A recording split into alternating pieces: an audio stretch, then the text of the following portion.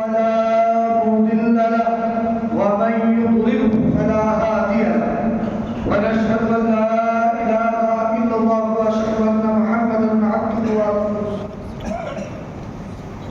يا ايها الذين امنوا اتقوا الله وذروا ما بقي من الربا ان كنتم مؤمنين فان لم تفعلوا فاذنوا بحرب من الله ورسوله ذلك هو الفوز العظيم صدق الله مولانا العظيم وصدق رسوله النبي الامين المتين الكريم ونحن على ذلك لمن الشاهدين والشاكرين والحمد لله رب العالمين.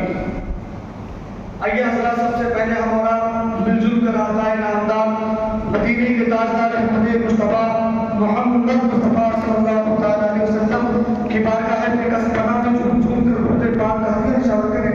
بڑے بڑے رسول اللہ سیدنا سیدنا حبیبنا مولانا محمد بارک وسلم صلی اللہ علیہ وسلم علیہ یا رسول اللہ صلی اللہ علیہ وسلم.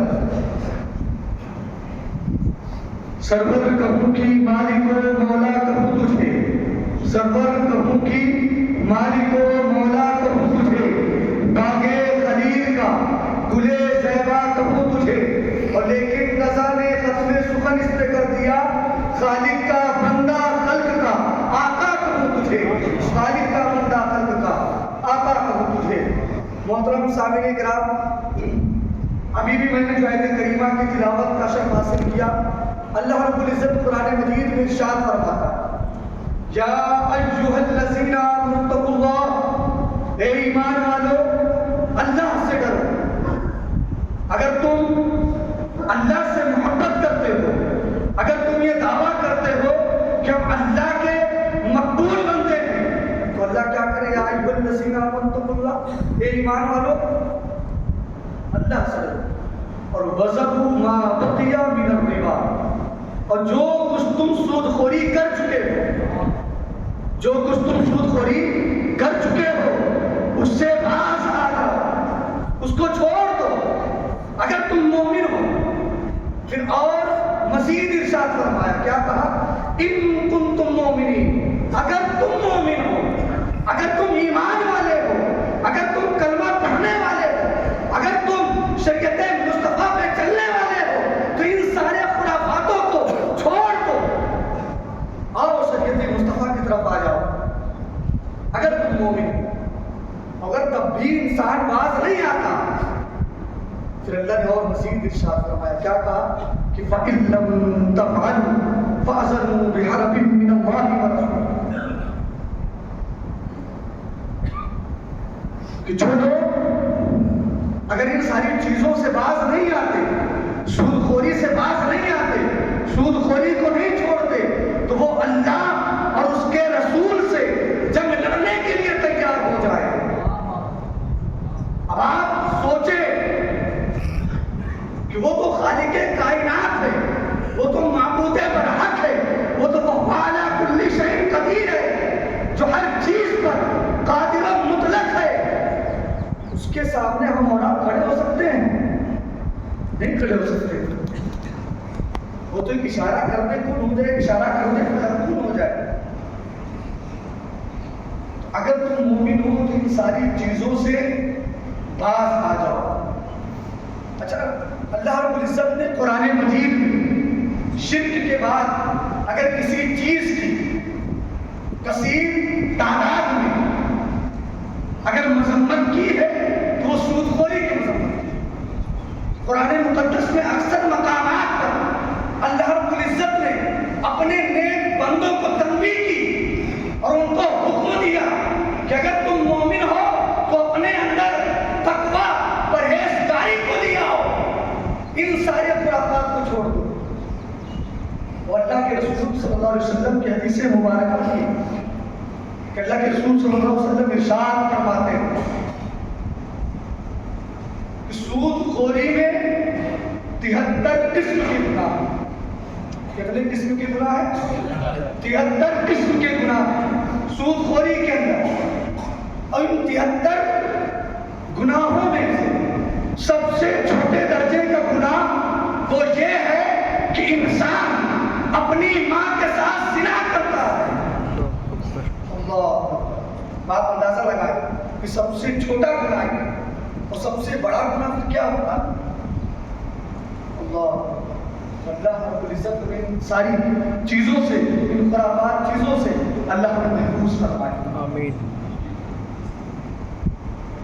اور اللہ کے رسول صلی اللہ علیہ وسلم نے ارشاد فرمایا کہ عنقریب جب قیامت قریب آئے گی، جب قیامت قریب آئے گی تو لوگوں کے سامنے سود کو اتنا سجا کے، اتنا سوار کے پیش کیا جائے گا تاکہ وہ اسے ایکسپٹ کر لے، اسے قبول کر لے۔ آج وہی ہو رہا ہے۔ آج آپ دیکھیں کہ طرح طرح کی اسکیمیں چل گئی، لوگ سود خوری کر رہے ہیں مگر اس کا نام سود خوری نہیں کرتے بلکہ کچھ اور نام دے دیتے ہیں، ہے کام وہی مگر دوسری چیز کر دیتے ہیں۔ میں آپ کو بتاؤں سود خوری ہے کیا؟ جیسے کہ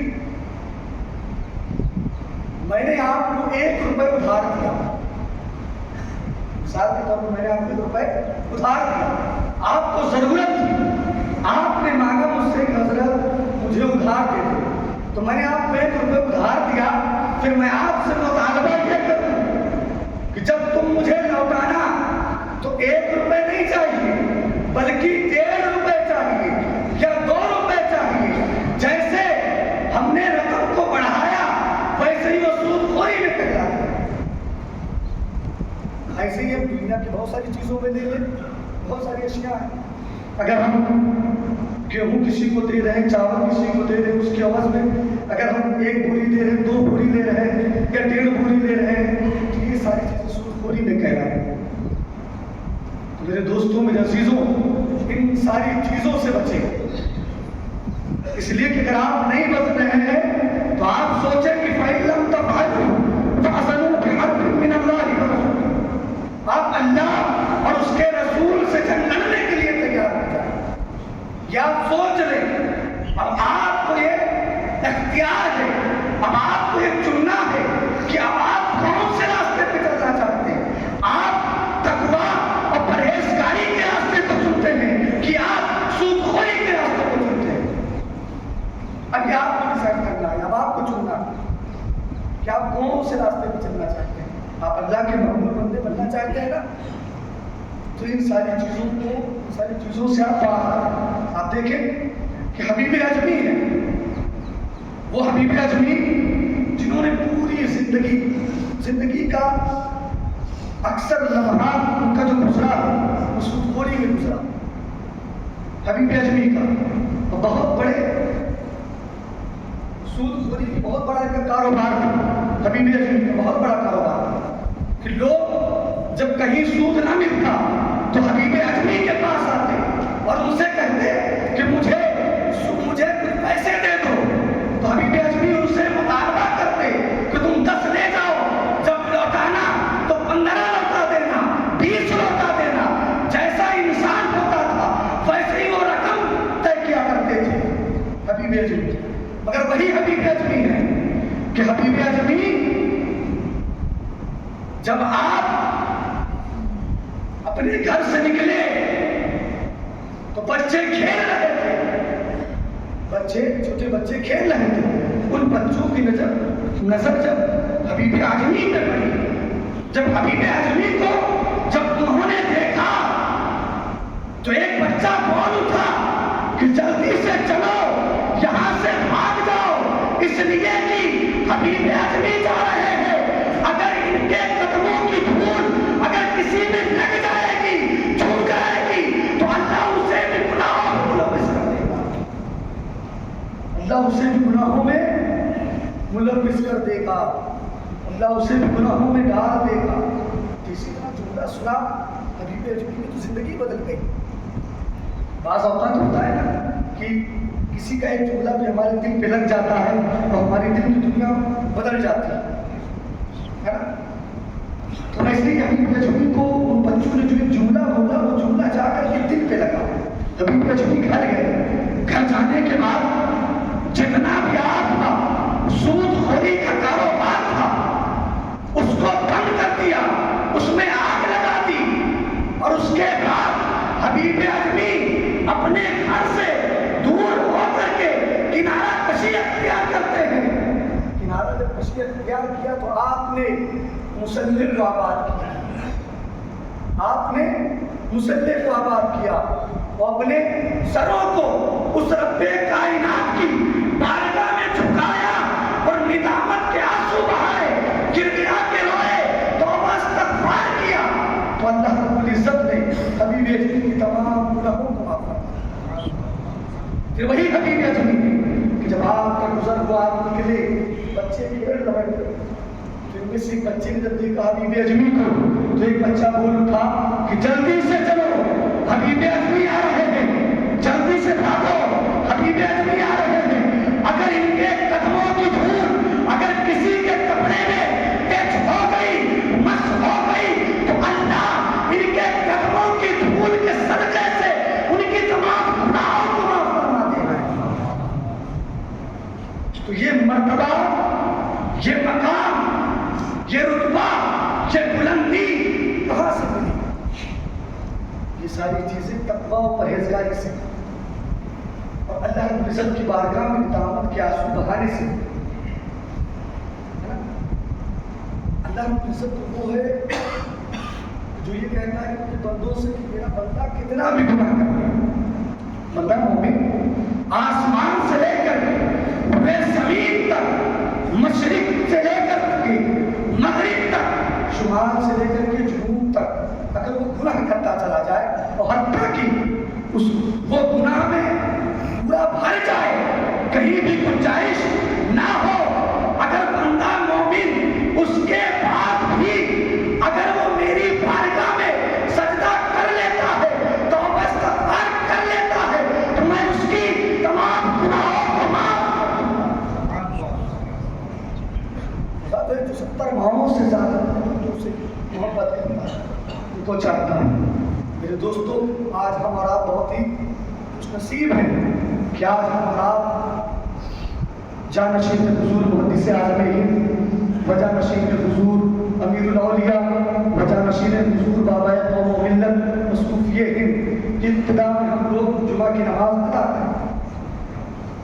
یہ ہماری اور آپ کی خوش نصیبی ہے کہ ہم اپنی قسمت پہ جتنا ناز کریں وہ کم ہے، اس لیے کہ ہم نے اپنا لیڈر کسی اور کو نہیں بنایا، ہم نے اپنا لیڈر ان کنتم مومنین، اگر تم مومن ہو تو اپنے اندر تقویٰ پرہیزگاری کو لیا، اور اگر تقویٰ پرہیزگاری کو دیکھنا ہے تو جانشین حضور بابا ملت کو دیکھ لیں۔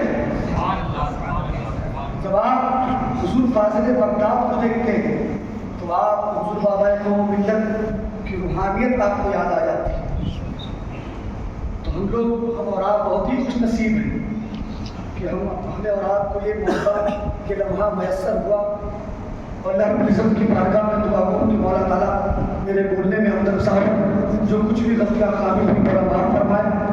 الحمد رب العالمین وما علینا الا البلاغ۔ السلام علیکم ورحمۃ اللہ تعالیٰ وبرکاتہ۔ جو حضرات سنت نہیں پڑھے وہ حضرات سنت